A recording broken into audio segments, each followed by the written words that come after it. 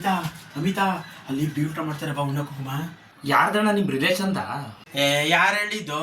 ಮತ್ತೆ ಯಾರ್ದಾದ್ರೇನು ಬಾ ಹೋಗಿ ಊಟ ಮಾಡ್ಕೊ ಬರವ. ಅವನೇನು ಹಿಡ್ತು ತನ್ನ ಹಾಕ್ಬಿಟ್ರೆ ಕೆಟ್ಟೋಗ್ಬಿಟ್ಟನ. ಯಾರ್ದೋ ಏನೋ ನಮ್ಮನ್ನ ಯಾರು ಅಂತ ಕೇಳ್ಬಿಟ್ರೆ ಹಂಗೆಲ್ಲ ಹೋಗ್ಬಾರ್ದಣ್ಣ. ಅವನೇನು ಆಧಾರ್ ಕಾರ್ಡ್ ತಗೊಬಾ ಅನ್ನ ಹಾಕ್ತಿ ಅಂತ ಬೋರ್ಡ್ ಹಾಕೊಂಡವನ ಅಲ್ಲಿ. ನೀ ಚೆನ್ನಾಗಂದೆ ಇಬ್ರಿಗೆ ಅನ್ನ ಹಾಕಿದ್ರೆ ಅವ್ನು ಕೆಟ್ಟೋಗಲ್ಲ ಕಣ. ಬಾ ಊಟ ಮಾಡ್ಕೊ ಬರುವ, ಏನಾಗೋದಿಲ್ಲ ಕಣ. ಇಬ್ರು ಅಂತ ಅಲ್ಲ ಅಣ್ಣ, ಈಗ ನಮ್ಮಂತವ್ರು 10-20 ಜನ ಆಗ್ಬಿಟ್ರೆ ಮದ್ವೆಲಿ ಊಟ ಶಾರ್ಟೇಜ್ ಆಗ್ಬಿಟ್ಟು ಬಂದವ್ರ ಮುಂದೆ ಮರ್ಯಾದೆ ಹೋದ್ರೆ ಏನ್ ಪ್ರಯೋಜನ? ಹಂಗಂತೀಯ? ನೀನು ಹೇಳೋದು ನಿಜ. ಪಾಪ ಅವ್ನು ಎಷ್ಟು ಕಷ್ಟಪಟ್ಕೊಂಡು ಮದುವೆ ಮಾಡ್ತಾನೋ. ಆದ್ರೆ ಎಷ್ಟೋ ಜನ ಅರ್ಧಂಬರ್ಧಂ ತಿಂತಾರೆ, ತಗೊಂಡು ತಿಪ್ಪೆಗೆ ಸುರಿತಾರೆ, ಏನೇನೋ ಮಾಡಿಬಿಡ್ತಾರೆ.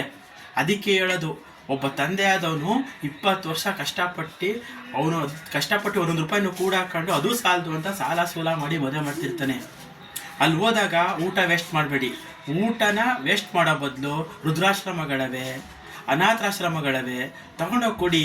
ಕಾಲೇಜಲ್ಲಿ ಹಾಸ್ಟೆಲ್ ಓದ್ತಿರೋ ಮಕ್ಳುಗಳವ್ರೆ, ಅವ್ರಿಗೆ ಆ ಊಟನ ದಾನ ಮಾಡಿ, ಡೊನೇಟ್ ಮಾಡಿ. ನಿಮಗೂ ಒಳ್ಳೆಯದಾಗುತ್ತೆ, ತಿನ್ನೋ ಅನ್ನಕ್ಕೂ ಒಂದು ಗೌರವ ಸಿಗುತ್ತೆ. ಯಾವತ್ತೂ ತಿನ್ನೋ ಅನ್ನನ ವೇಸ್ಟ್ ಮಾಡಬೇಡಿ ದಯವಿಟ್ಟು.